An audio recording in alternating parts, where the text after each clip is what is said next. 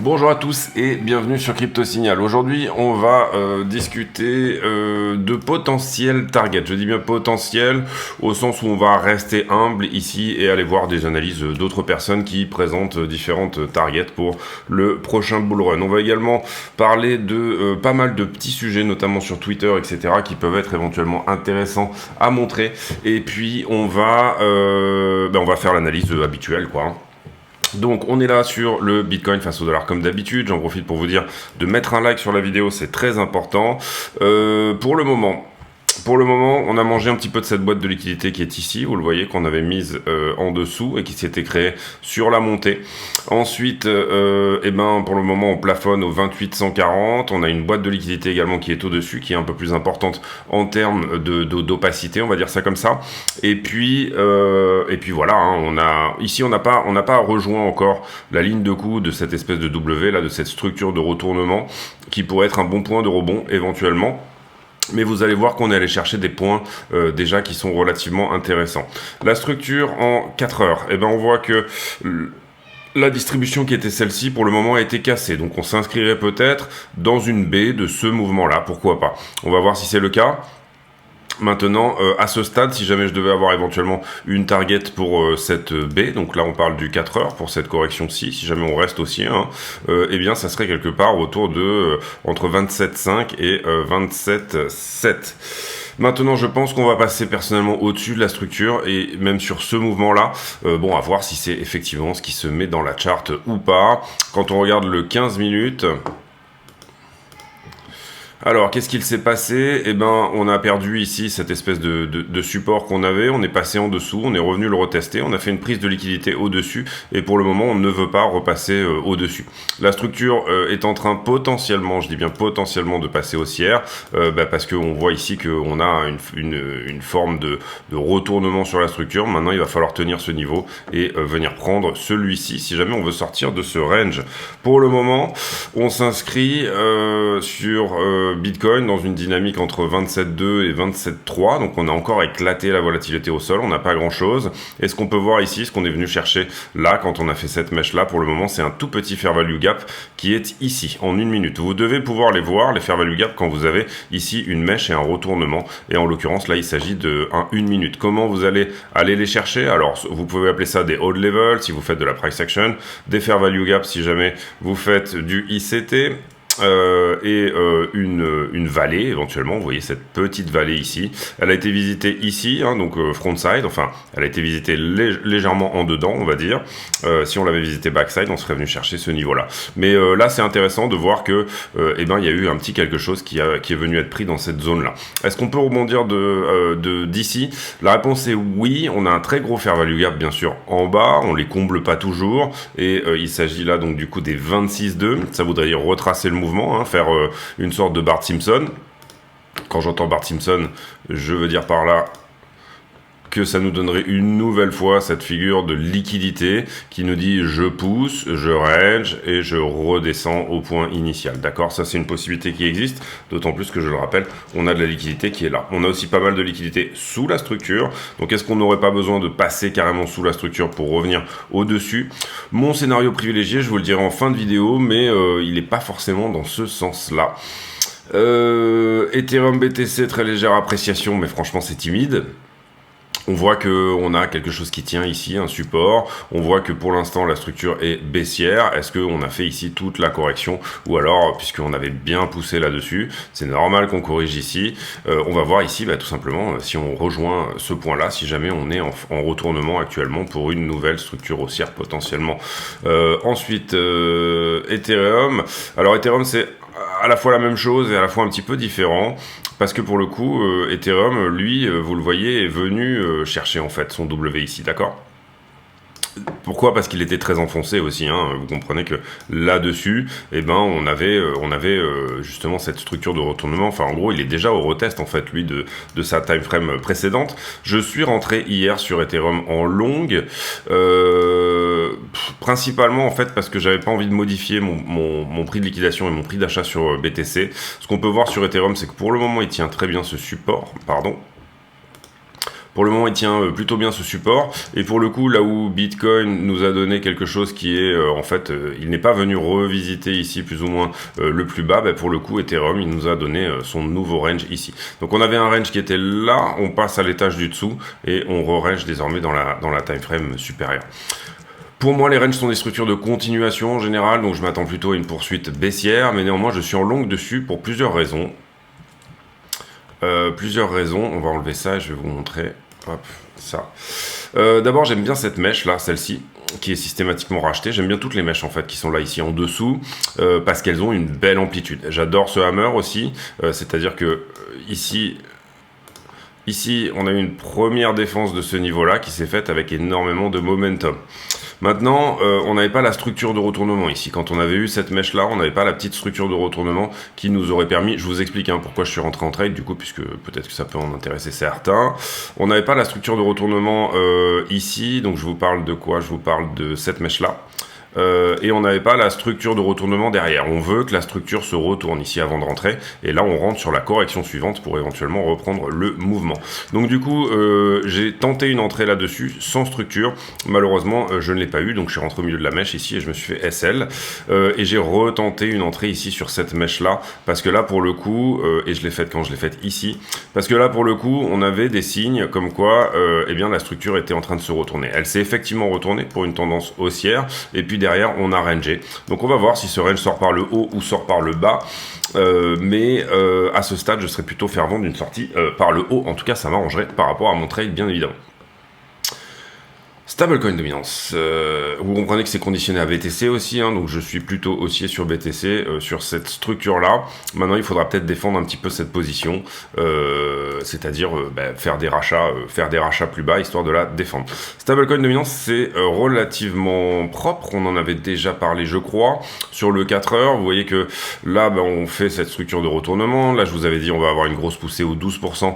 La target était ici, tout simplement parce qu'on avait cette structure et qu'elle avait cette target-là. Ce qu'on peut voir également, donc là je pense qu'on peut enlever ici ce support là. Ce qu'on peut voir, c'est que pour le moment on rebondit sur le haut de la structure précédente. Donc ça c'est plutôt intéressant. Je m'attendrais plutôt à un rebond un peu plus bas, Vous voyez ici que là on est vraiment sur le début, plutôt la ligne bleue qui est ici, voire le ruban rouge que vous voyez ici, pour éventuellement après avoir soit une continuation haussière, soit renfoncer et réintégrer tout simplement la structure précédente. En tout cas c'est vraiment plutôt propre ici. Vous voyez ici la grosse poussée qui nous donne bien évidemment cette poussée sur Bitcoin également, et là en ce moment on est en train de retracer vers le haut. Peut-être que on n'a pas tout à fait touché les points éventuellement qu'on devrait aller retester normalement, c'est-à-dire que vous le voyez ici, le gap commence, donc là on parle de frontside ou backside, le gap commence frontside ici et il se termine backside ici. Donc on va voir si ça rebondit à partir de maintenant ou si ça enfonce plus bas, et on va voir si jamais la structure de retournement se fait ici, est-ce qu'on vient chercher soit ce gap, soit celui-ci.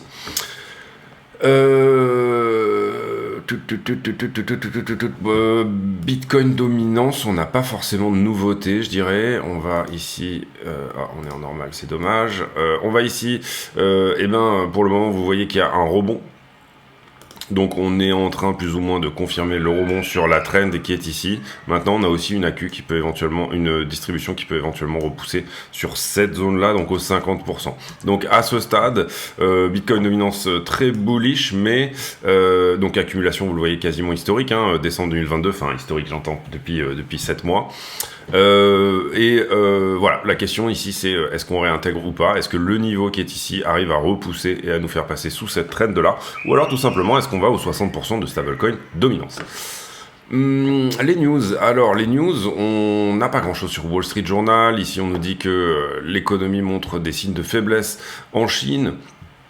Comprenez bien ici que on attend tous pour rentrer que l'économie montre des signes de faiblesse aux États-Unis, mais quand l'économie montre des signes de faiblesse en Chine et qu'on fait du stimulus et qu'on commence à baisser les taux et à imprimer, du coup personne n'en veut. Donc comprenez bien ici qu'il y a peut-être des points d'entrée intéressants sur la Chine. Je dis peut-être, je mets ça parce que le problème c'est le timing, le problème c'est toujours le timing. On sait que ça va rebondir à un moment donné, mais est-ce que ça va enfoncer ou pas?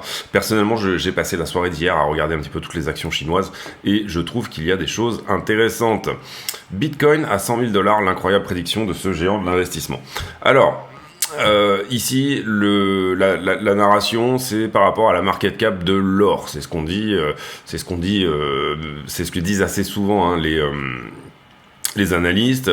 Ils regardent également la difficulté de minage, etc. Et si jamais on avait entre 2 et 5% de la capitalisation boursière de l'or qui serait acceptable, le Bitcoin a un concept de rareté numérique qui parfois pour les anciens est un petit peu difficile à comprendre puisque ça a été effectivement créé à partir de rien. Mais ici, ce qu'il faut comprendre éventuellement, c'est que vous voyez la market cap de l'or, c'est 13 trillions. 5% de 13 trillions, ça fait 650 millions. 650 millions.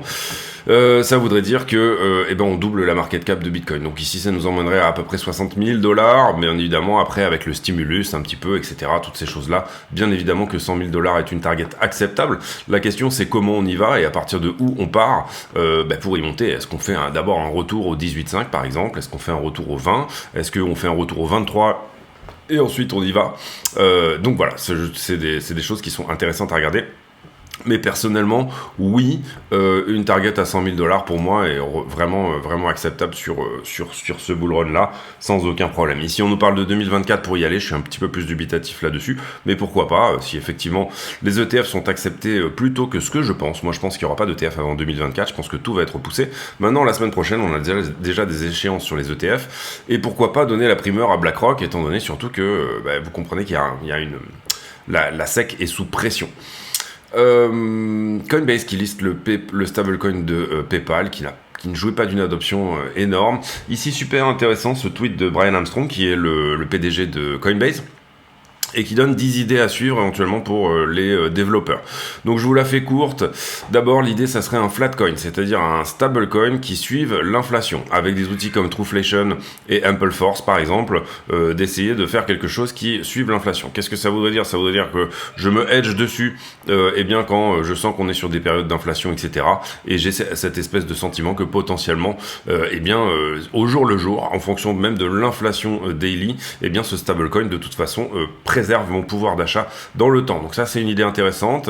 Deuxième chose, le fundraising, c'est-à-dire les ICO et toutes ces choses-là pour les startups. Donc bien évidemment, cette idée ici que ça pourrait être facile de créer un token action, un sous-token par rapport à une blockchain qui existe déjà éventuellement, un sous-token qui soit un token tout simplement de votre entreprise. On peut imaginer le token de votre boulangerie, le token de la farine, le token du train, le token de la SNCF ou que sais-je, et de probablement des entreprises beaucoup plus petites, éventuellement un token de votre département. En fonction de ce que vous pensez, vous pouvez réellement du coup investir sur un secteur très particulier avec un espèce de microcosme, un espèce d'écosystème dans lequel il y a énormément de tokens qui sont interchangeables entre eux, et ça, c'est une idée extrêmement intéressante également.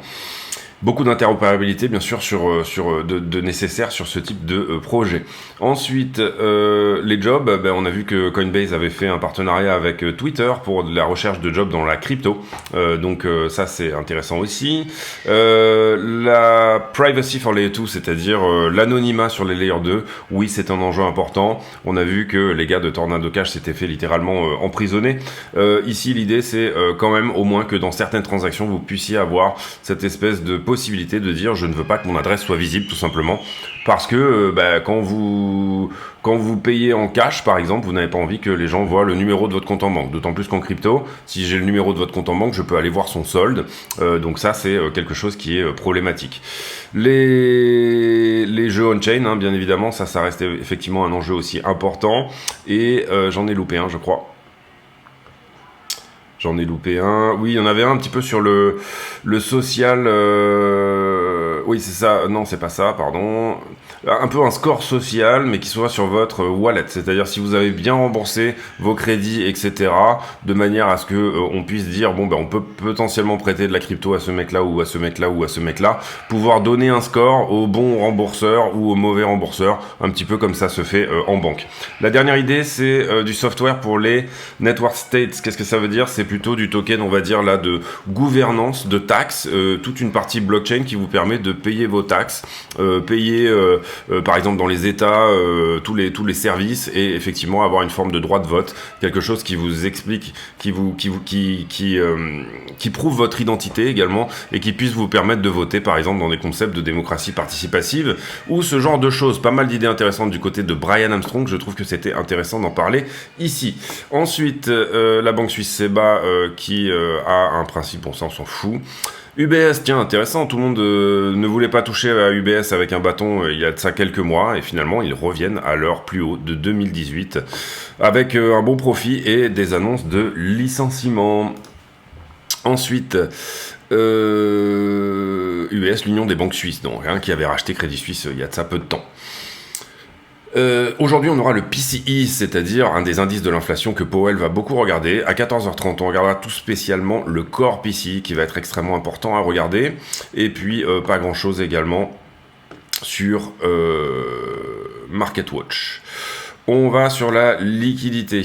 Alors, on a liquidé 36 millions hier. J'en reprofite à nouveau pour vous dire de mettre un like, ne pas hésiter à venir nous rejoindre sur le Discord, vous abonner, activer la cloche des notifications si jamais le contenu vous plaît. Tous les jours, une vidéo d'analyse sur Bitcoin, Ethereum, que ça soit au niveau fondamental, technique ou sentiment.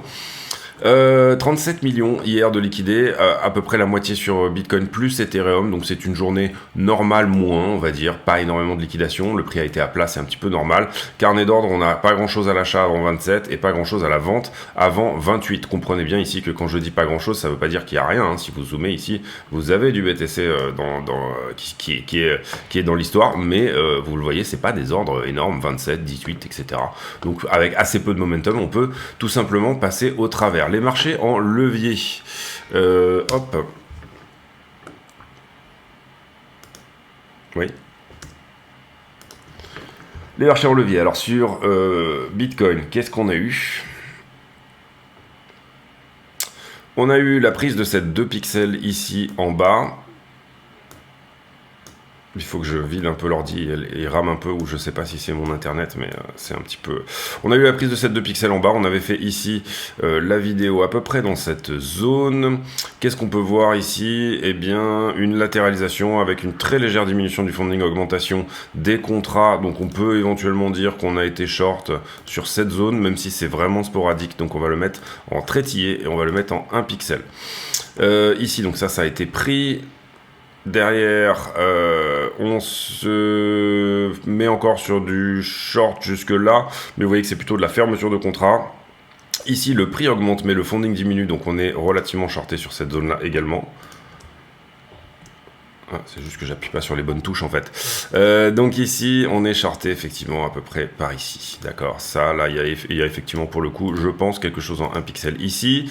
Est-ce qu'on a du long qui est rentré là-dessus ? Pas tellement. En fait, le long, il est rentré ici en début de structure. Donc savoir s'il a été liquidé ou pas sur cette mèche est une bonne question. Et ensuite, par contre, j'ai du long qui rentre sur la fin de structure, vous le voyez. Latéralisation du prix, augmentation du funding, beaucoup de shorts qui ferment également leur position. On peut estimer qu'il y a un point de long à venir prendre, à peu près sur ce niveau. Si on vient chercher les liquidations, vous comprenez bien que ça sera légèrement en dessous. On va zoomer un petit peu ici. Vous voyez qu'on est probablement en train d'y aller, mais on va bien le mettre, c'est-à-dire comme ceci. Allez, on sauve ça, on va regarder Ethereum en ce qui concerne les marchés en levier.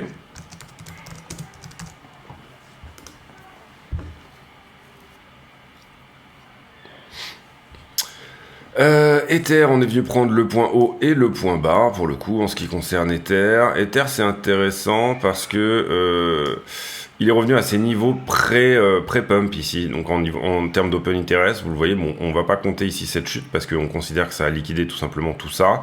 Et là, effectivement, on est remonté très fort. Donc là, c'est intéressant de voir qu'en open interest, on tient un petit peu cet endroit où il y a eu du pump. On avait fait la vidéo par ici.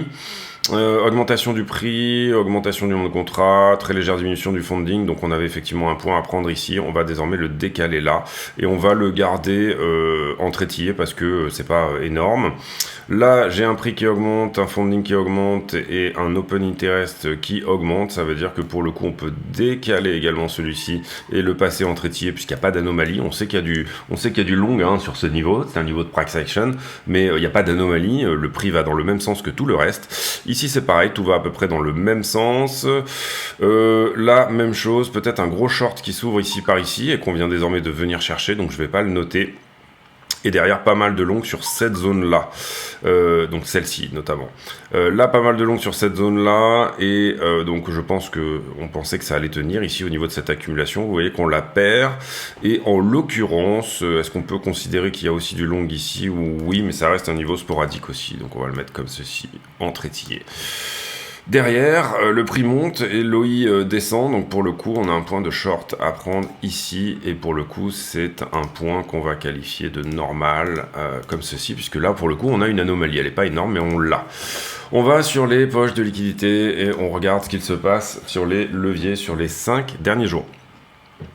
Alors, sur les 5 derniers jours, vous voyez qu'on avait des très grosses positions ici à venir prendre. On en a pris une partie. Le delta entre shorter-longueur reste toujours longueur, donc ça va plutôt dans le sens de plus de baisse du prix, hein, d'accord. Et on est désormais à 5 milliards. On était ici à peu près à 13. Ensuite, on a quand même du short qui se faxe ici sur toute la descente, ce que j'appellerais des shorters retardataires. Ici, cette grosse position, vous le voyez, qui change complètement le prix et qui vient tout de suite se faire prendre. Je parle de celle-ci, là, à 20 millions. Et puis, on a quand même du long également qui rentre. Donc, ça peut donner soit double bottom, on part vers le haut, soit on vient enfoncer la totalité de la boîte de liquidité. Je parlerai ici peut-être que de la première, c'est-à-dire 26 800. Est-ce qu'on est obligé de faire un retour à l'envoyeur ici? J'ai pas le sentiment qu'il y ait énormément de valeur en dessous de ces 28 800, mais c'est une possibilité qui existe bien évidemment, et on a de la liquidité en dessous. Encore une fois, il faut toujours cultiver le conditionnel et l'humidité. C'est un marché qui peut vous casser les dents et les gencives avec en moins de 2 minutes. Donc toujours bien évidemment protéger cette humilité par rapport au marché. Ici, la grosse position sur Ether, elle n'a pas été prise pour le coup, 56 millions. Donc là, on voit qu'effectivement, sur Ether, j'avais noté un point ici, il pourrait être revenu chercher la poche de liquidité moins importante en dessous, tout simplement parce que Ether a fait une price action qui était peut-être moins une price action de retournement. On a quand même pris ici une bonne partie de la liquidité qui était dans cette zone-là. Maintenant, évidemment, poche de liquidité, elle est très légère sur Ether, notamment cette grosse position qui n'a pas été liquidée au 1674. Ça va être pour le bas. Bien évidemment, du monde sous la structure, mais vous voyez qu'on n'a pas trop eu le temps de rentrer en longue ici, puisque c'est parti très fort et c'est parti en 1 minute. Et poche de liquidité au-dessus, quelque part 1727 et potentiellement le haut de la structure ici au 1748. Comprenez bien que sur Ethereum, le fait de bouger, on va dire, de 10 $, ça correspond à peu près à 200 $ sur Bitcoin. Vous comprenez, hein, ici, il faut quand même voir les choses. Si Ethereum bouge de 10 $, ça correspond en termes d'amplitude de pourcentage à peu près à 200 $ sur Bitcoin. Donc si Ether bouge de 50 $, ça correspond à 1000 $ sur Bitcoin. Le sentiment en 12 heures, eh bien, c'est très mitigé. On a peut-être plus de long que de short. Hier, c'était plutôt l'inverse, hier soir. Ici, sur la 7 jours, est-ce qu'on est venu prendre des points intéressants? Pas vraiment. On est venu prendre juste cette petite zone là, ici, en dessous. On voit ici que par contre, on est en train de forcir un petit peu cette boîte qui est tout simplement celle qui était, vous le voyez ici sur ce point-là. On est en train de forcir en haut aussi, donc ça m'intéresse bien. Vous le voyez dans la structure, hein, ici, la structure 15 minutes, j'entends, on est en train de forcir là-dedans. Donc ça m'intéresse bien. Maintenant, plus de liquidité potentiellement en bas que en haut. La question maintenant, c'est où est l'argent? Qui a la capacité de défendre ses positions? Et est-ce que, entre guillemets... la smart money, même si j'aime vraiment pas du tout ce terme, comment est positionnée la smart money, en tout cas celle qui a plus d'argent que l'autre smart money qui est positionnée dans l'autre sens. Ensuite, 12 heures, on est plutôt shorté sur Ethereum, donc ça c'est intéressant. 7 jours, et ben Ether est un petit peu au milieu de rien. Pour le coup, là, vous le voyez, on peut aller en haut comme on peut aller en bas sur la 7 jours. Ether, en fait, représente assez peu d'intérêt en ce moment pour les marchés, donc c'est pour ça qu'il suit un petit peu bêtement Bitcoin et qu'il n'y a pas énormément d'intérêt dessus, encore une fois, d'open interest. Maintenant, on va aller sur le prix et on va faire la conclusion en petite time frame. On va aller sur du 5 minutes. Alors déjà, peut-être mettre à jour un peu les boîtes de liquidité, mais je pense qu'on n'est pas trop mal. On en a une toute petite, vous l'aurez comprise, ici, avec une très faible opacité, puisqu'il n'y a pas grand-chose. Ici, donc, je l'ai dit, on a bougé un petit peu de celle-ci. On a plus d'opacité dans celle qui est longue que celle qui est short. Donc, on va le matérialiser. Et puis voilà. Le point sur lequel on rebondit, là, c'est un petit peu au milieu de rien. Donc, je ne serais pas surpris qu'on vienne rechercher 26,8 à nouveau. Maintenant, est-ce qu'on peut enfoncer et venir chercher le gap précédent? Bien évidemment, ça correspondra à venir prendre toute la liquidité qui est ici. Ça voudra dire à ce moment-là que ceux qui sont là-dedans n'ont pas l'argent pour pouvoir défendre leur position. Ici, on a vu de la force un petit peu dans les deux sens. Je vous l'explique ici. Sur BTC, hein, j'entends. On va le montrer comme ça. 15 minutes, c'est pas mal, ouais. Alors, la force, on la voit où? On la voit sur les mèches. Vous voyez ici, donc cette très belle mèche, vous avez parlé aussi de celle-là tout à l'heure, on l'a regardé sur Ethereum, mais il y avait la même sur Bitcoin, et cette mèche, ok. Donc, à chaque fois qu'on a cette mèche, on regarde s'il y a un retournement structure ou pas, déjà. Là, vous voyez qu'on a un retournement, et là, vous voyez que, effectivement, on sent que ces mecs-là on essaye de défendre quelque chose. Maintenant, ensuite, on repère cette accumulation-là, et on la repère après quoi? Après cette mèche-là, pour le coup. Donc, et là, qu'est-ce qu'on a? On a une structure de retournement qui s'inscrit ici, et qui, pour le moment, semble continuer à s'inscrire, d'accord? C'est-à-dire que si jamais là, on perd le plus bas qui est celui-ci, et qu'on ne vient pas chercher le plus haut qui est, du coup, celui-ci, eh bien, à ce moment-là, on aura une très belle structure de retournement baissière. Donc,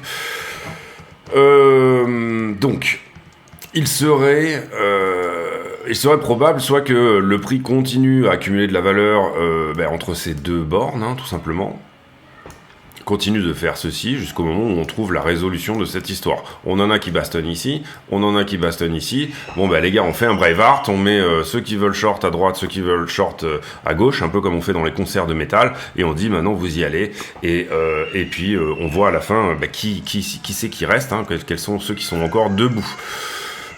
Ça c'est une première bonne idée, je pense. Soit tout simplement, à partir de là, on est en train de voir une défense de la part de eux, donc les longueurs, une défense de ce niveau-là. Le niveau qui doit tenir, si vous ne voulez pas faire un range en dessous, c'est celui-là. Ça veut dire, je défends ma position, systématiquement, je rachète, on peut mêcher légèrement en dessous, mais si pour le coup, là, on a la mèche plus la réaction, eh bien, à ce moment-là, pour moi, c'est du up only jusqu'au 28 200, avec potentiellement un TP partiel à prendre autour des 27,5, je pense. Donc, ça serait, en fait, on joue que la structure ici, hein, puisque on parle de liquidité 15 minutes, on joue la structure 15 minutes, ok? On va pas chercher 29, 30, sauf avec un runner, un petit runner à 10% qu'on laisse comme ça pour aller voir ce que ça dit. Voilà, c'est tout pour moi aujourd'hui. J'espère que cette vidéo vous a plu. Si c'est le cas, n'hésitez pas à le dire en commentaire. N'hésitez surtout pas à le mettre. Il existe bien évidemment une possibilité, et ça, ne me faites pas dire que je n'en ai pas parlé, de venir chercher toute cette liquidité-là et de tout de suite revenir dump l'histoire. C'est possible. Maintenant, c'est pour ça qu'on fait des entrées avec du risque maîtrisé. Et donc, du coup, avec des petites portions de votre capital. Éventuellement, monter en levier, pourquoi pas. Si monter en levier quand on n'a pas beaucoup de vol et quand on joue des petites structures comme ça en 15 minutes, c'est pas du tout un problème. Maintenant, le levier est un crédit, donc vous comprenez bien que si vous allez rentrer, je ne sais pas, 1% de votre capital de trading sur une entrée en x100, vous aurez du coup effectivement la totalité de votre capital de trading en trade, mais vous n'aurez que 1% risqué si vous acceptez par exemple d'aller jusqu'à la liquidation. Je vous conseille de mettre un stop loss juste avant la liquidation, parce que la liquidation coûte des frais, c'est dommage de les payer pour rien, à partir du moment où de toute façon l'amplitude elle va être que d'une quinzaine ou une vingtaine de dollars. Pourquoi les payer des frais alors que vous pourriez ne pas les payer, tout simplement. Donc, voilà pour moi. J'espère que la vidéo vous a plu. J'ai pour habitude en fin de vidéo de poser une question à la con, c'est-à-dire une question qui n'a rien à voir avec le prix du Bitcoin. La question à la con du jour, qu'est-ce qu'on va dire? Qu'est-ce qu'on va trouver comme histoire? Allez, admettons que... Ouais, j'ai pas du tout d'idée. Je vais mettre en pause, je vais vous trouver quelque chose de sympa quand même. Allez, on va parler moto. Admettons que demain, je vous offre la moto de vos rêves. Est-ce que ça sera plutôt une japonaise? Est-ce que ça sera plutôt une américaine, donc type Harley, etc. Ou est-ce que ça sera plutôt une anglaise, à savoir Triumph, ce genre de choses? Voilà, mettez la réponse en commentaire. Et voilà, ça permet de... C'est une belle question à la con aussi, mais voilà. Je vous laisse là-dessus, on se retrouve demain. Merci pour votre bienveillance de tous les jours. Restez bien peut-être devant les écrans autour de 14h30 où on aura le PCI. Qui va être quand même une info assez importante à regarder. Je vous laisse là-dessus, à demain, ciao, merci.